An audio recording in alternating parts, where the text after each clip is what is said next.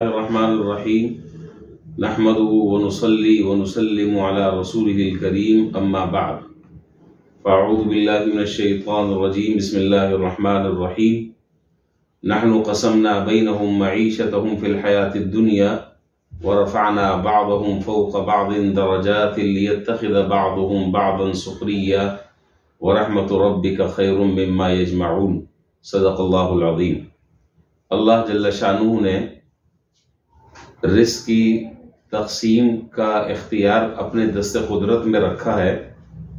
اور قرآن کریم کی اس آیت میں جو میں نے ابھی پڑھی ہے سورۃ زخرف کی آیت 25ویں پارے کی، اس آیت میں اللہ جل شانہ یہ ارشاد فرما رہے ہیں کہ ہم نے رزق کی تقسیم اپنے ہاتھ میں رکھی ہے، اور کسی کو زیادہ دیتے ہیں اور کسی کو کم دیتے ہیں، اور اس میں ہم آزمائش ہم نے لوگوں کے لیے بنا دی ہے۔ تو رزق کے معاملات اللہ تعالیٰ کے اپنے قبض قدرت اور اختیار میں ہے، لیکن آج 90% لوگوں کا جو مسئلہ ہے وہ معاشی تنگی اور معاشی پریشانی کا وہ شکار ہیں، اور اس سلسلے میں جس کے جو سمجھ میں آ رہا ہے وہ بھٹک رہا ہے، وہ مختلف اسباب اختیار کر رہا ہے، وہ مختلف جگہوں پر جا رہا ہے، وہ منتیں مانگ رہا ہے، اور ہر وہ طریقہ چاہے وہ درست ہے یا غلط، لیکن اس طریقے کو ہر آدمی اختیار کر رہا ہے۔ لیکن ہمیں ان تمام کے تمام طریقوں کو چھوڑ کر اس طریقے پر آنا چاہیے جو طریقہ جناب نبی کریم صلی اللہ علیہ وسلم نے تلقین فرمایا ہے، اس لیے کہ اس سے زیادہ قابل اطمینان اور اس سے زیادہ یقینی نسخہ کوئی اور نہیں ہے جو نسخہ جناب نبی کریم صلی اللہ علیہ وسلم نے امت کو عطا فرمایا ہے۔ تو سب سے پہلی بات اس سلسلے میں ذہن میں یہ رکھنی چاہیے کہ رزق میں تنگی کا سب سے بڑا سبب فرائض سے غفلت، معاصی کا ارتکاب، اللہ تعالیٰ کی نافرمانیوں کو برسر عام ببانگ دہل اللہ کی نافرمانیوں کو کرنا، جب تک کہ یہ چیزیں ختم نہیں ہوں گی اس وقت تک کہ رزق میں کشادگی، برکت، وسعت، فراخی کسی قیمت پر نہیں ہو سکتی۔ سب سے پہلی چیز وہ ہے فرائض کا اہتمام۔ کوئی ایسا دنیا میں آج تک وظیفہ ایجاد نہیں ہوا اور نہ قیامت تک کی ایجاد ہو سکتا ہے کہ آدمی اللہ کی نافرمانیاں بھی دن رات کرتا رہے، اللہ کے احکامات کو بھی دن رات توڑتا رہے، اور اس کے رزق میں بھی برکت ہوتی رہے، اور چین، سکون اور راحت کی زندگی اللہ تعالیٰ اسے عطا فرما دے۔ یہ خیال است و محال است و جنون یہ نہیں ہو سکتا۔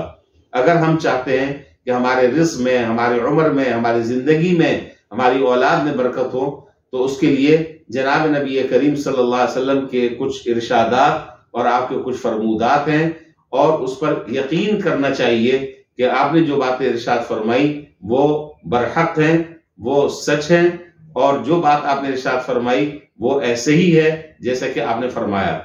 اس سلسلے میں مختصر سی جو گزارشات آپ کی خدمت میں عرض کرنا چاہ رہا ہوں۔ نمبر 1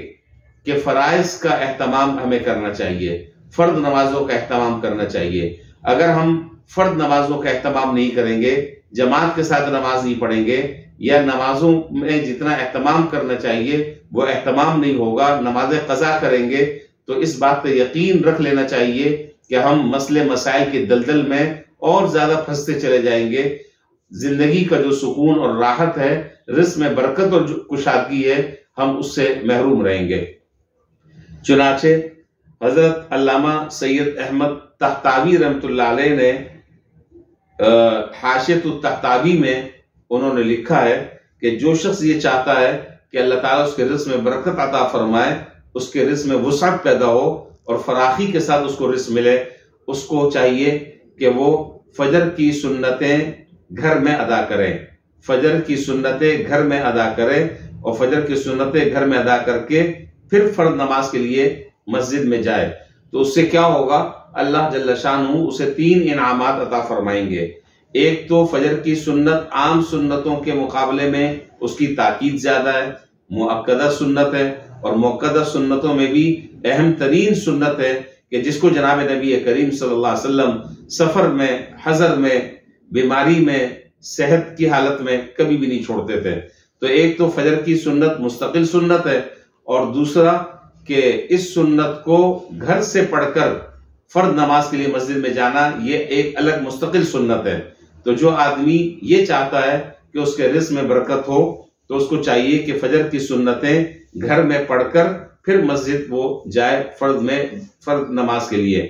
تو اگر کوئی شخص یہ کرے گا تو اللہ تعالیٰ اسے 3 انعام عطا فرمائیں گے۔ سب سے پہلا انعام یہ عطا فرمائیں گے کہ اس کے گھر کے جھگڑے ختم ہوں گے۔ آج 90% ہمارا معاشرہ، ہمارے معاشرے کے ہر گھر اور ہر خاندان اور ہر قبیلے اور تمام کے تمام جو لوگ رہ رہے ہیں، ہر ایک کی یہی اس وقت ہر ایک کا یہی رونا ہے اور ہر ایک کی یہی پریشانی ہے کہ اولاد نافرمان ہے، بیوی نافرمان ہے، میاں اور بیوی کی آپس میں نہیں بنتی، ہر گھر میں لڑائی اور جھگڑے یہ روزمرہ کا ایک معمول ہے اور جس کا ہم اور آپ مشاہدہ کرتے رہتے ہیں۔ تو فجر کی سنتیں گھر میں پڑھنے سے سب سے پہلا انعام اور سب سے پہلا فائدہ یہ حاصل ہوگا کہ اللہ تبارک و تعالیٰ گھر کے جھگڑوں کو ختم فرمائیں گے۔ اور دوسرا فائدہ فجر کی سنتیں گھر میں پڑھنے کا کہ اللہ تعالیٰ اس بندے کے رزق میں برکت عطا فرمائیں گے اور فراخی اور وسعت کے ساتھ اللہ تعالیٰ اسے رزق عطا فرمائیں گے۔ اور تیسرا فائدہ جو ان دونوں فائدوں سے بڑھ کر ہے وہ فائدہ یہ کہ جب اس کی موت کا وقت آئے گا تو اللہ تعالیٰ اس شخص کو کلمے والی موت عطا فرمائیں گے اور مرتبہ اللہ تعالیٰ اس کی زبان پر کلمے کو جاری فرمائیں گے۔ اس لیے یہ تینوں چیزیں ہماری ضرورت ہیں، لہذا ہمیں چاہیے کہ نمازوں کا اہتمام کریں اور خاص طور پر فجر کی نماز کا اہتمام کریں، اور فجر سے پہلے جو 2 رکعت سنت موقدہ ہوتی ہے اسے ہم اپنے گھر میں ادا کرنے کا معمول بنائیں اور ادا کر کے پھر ہم فرض کی نماز کے لیے جماعت سے نماز پڑھنے کے لیے مسجد میں جائیں۔ اور دوسری بات کہ حضرت مفتی محمد شفیع صاحب قدس اللہ تعالی سرہ نے لکھا کہ ایک اور مجرب وظیفہ ہے، بزرگوں کا مجرب ہے، اور بہت سے لوگوں نے اس پر الحمدللہ عمل بھی کیا ہے اور اس کے بہترین نتائج اور بہترین ثمرات کا انہوں نے اپنی آنکھوں سے مشاہدہ کیا ہے۔ وہ یہ ہے کہ فجر کی سنتوں اور فرضوں کے درمیان، فجر کی سنتوں اور فرض کے درمیان 100 مرتبہ اگر اس تسبیح کو پابندی کے ساتھ پڑھا جائے، سبحان اللہ و بحمدہ، سبحان اللہ العظیم و بحمدہ، استغفر اللہ، میں ایک مرتبہ پھر ان کلمات کو دہرا رہا ہوں، آپ بھی اس کو میرے ساتھ پڑھ لیں اور اس کو بھی آپ اچھے طریقے سے یاد کر لیں اور اپنے معمولات میں سے شامل فرما لیں۔ سبحان اللہ و بحمدہ، سبحان اللہ العظیم و بحمدہ، استغفر اللہ۔ یہ اتنا آسان سا کلمہ ہے کہ زبان پر آسانی سے جاری ہو سکتا ہے، اس کو پڑھنے میں نہ کوئی مشقت ہے نہ کوئی تکلیف ہے، اور دنیا اور آخرت کا عظیم فوائد اللہ تعالیٰ اس کلمے کے پڑھنے والے کو عطا فرماتے ہیں۔ اللہ جل شانہ مجھے اور آپ کو ان کلمات کی برکتیں عطا فرمائے، اور اللہ تعالیٰ ہم سب کے رزق میں کشادگی عطا فرمائے، فراخی اور وسعت کے ساتھ اللہ تعالیٰ ہمیں رزق عطا فرمائے، حلال طریقے سے اللہ تعالیٰ ہمیں رزق عطا فرمائے، بغیر مشقت اور بغیر تکلیف کے عطا فرمائے، اور لقمہ حرام سے اللہ تعالیٰ ہمیں اپنی حفاظت کرنے کی، اپنی اولادوں کی حفاظت کرنے کی اللہ تعالیٰ ہمیں توفیق نصیب فرمائے اور اس سے ہمیں محفوظ رکھے۔ وآخر دعوانا ان الحمد للہ رب العالمین۔